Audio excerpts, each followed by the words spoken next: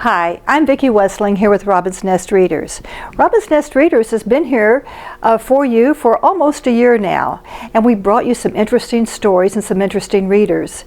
We're going to close out Robin's Nest Readers this month. Because it's Black History Month, we do want to leave you, however, with a story that celebrates Black history. So let us get started. February is Black History Month, and it's a month that's been set aside for celebration. It's a month that has been set aside to celebrate those individuals who have done remarkable things. Black History Month began in 1915, half a century after the 13th Amendment to the Constitution abolished slavery in the United States. We celebrate it this month to recognize and honor those Black individuals who've made a positive difference in our world. Today, I will read a book about a young Black boy who wanted just one thing more than anything else. As we celebrate this month, let us remember those great men and women of color who have stood as proud Americans and given much to make a positive difference.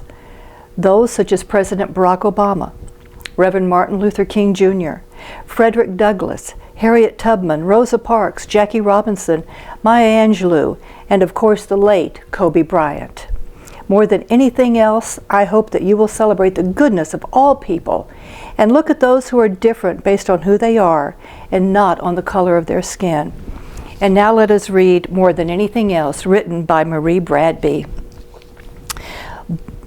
Booker is a 9-year-old boy. He said, "I want to learn to read more than anything else." Few people around him in Malden, West Virginia, in their small settlement to which the family moved in the fall of 1865, or in the nearby salt works, where Booker, his brother, and their father worked from dark to dark. Few people are able to read. Who has had the chance to learn? But Booker, at age 9, finds the chance, and he takes it. Before light, while the stars still twinkle, Papa, my brother John, and I leave our cabin and take the main road out of town, headed to work. The road hugs the ridge between the Kanawha River and the mountain. We travel it by lantern. My stomach rumbles, for we had no morning meal. But it isn't really a meal I want, though I would not turn one down. More than anything else, I want to learn to read. But for now, I must work. From sunup to sundown, we pack salt in barrels at the salt works. A white mountain of salt rises above Papa's head. All day long we shovel it, but it refuses to grow smaller. We stop only to grab a bite, sweet potatoes and corn cakes that Papa has brought along in his coat pocket. As I eat every crumb of my meal, I stare at the white mountain. Salt is heavy and rough. The shiny white crystals leave cuts on your hands, your arms, your legs, and the soles of your feet. My arms ache from lifting the shovel, but I do not think about the pain there. I think about the hunger still in my head. Reading. I have seen some people, young and old, do it. I'm 9 years old, and I know if I had a chance, I could do it too. I think there's a secret in those books.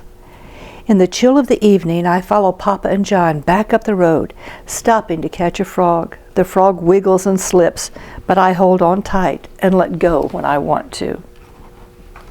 There's something different about this place where we live now. All people are free to go where they want and do what they can. Book learning swims freely around in my head, and I hold it long as I want. Back in town, coal miners, rivermen, loggers, and coopers gather on the corner. They are worn out as me, but full of tales. I see a man reading a newspaper aloud, and all doubt falls away. I have found hope, and it is as brown as me. I see myself the man, and as I watch his eyes move across the paper, it is as if I know what the black marks mean, as if I am reading, as if everyone is listening to me, and I hold that thought in my hands. I will work until I am the best reader in the country. Children will crowd around me, and I will teach them to read. But Papa taps me on the shoulder. Come on, and John tugs at my shirt. They don't see what I see. They don't see what I can be. We hurry home. Mama, I have to learn to read, I say. She holds my hand and feels my hunger racing fast as my heart. It is a small book, a blue, the color of midnight. She gives it to me one evening in the corner of our cabin, pulling it from under the clothes that she washes and irons to make a little money. She doesn't say where she got it. She can't read it herself, but she knows this is something called the alphabet. She thinks it's a singy kind of thing, a song on paper. After work, even though my shoulders still ache and my legs are stained with salt, I study my book. I stare at the marks and I try to imagine their song. I draw the marks on the dirt floor and try to figure out what the sounds make, what story their pictures tells. But sometimes I feel I'm trying to jump without legs, and my thoughts get slippery, and I can't keep up with what I want to be, and how good I will feel when I learn this magic, and how people will look up to me. I can't catch the tune of what I see. I get a salt-shoveling pain and feel my dreams are slipping away. I have got to find him, the newspaper man. I look everywhere. Finally, I find that brown face of hope. He tells me the song, the sounds the marks make.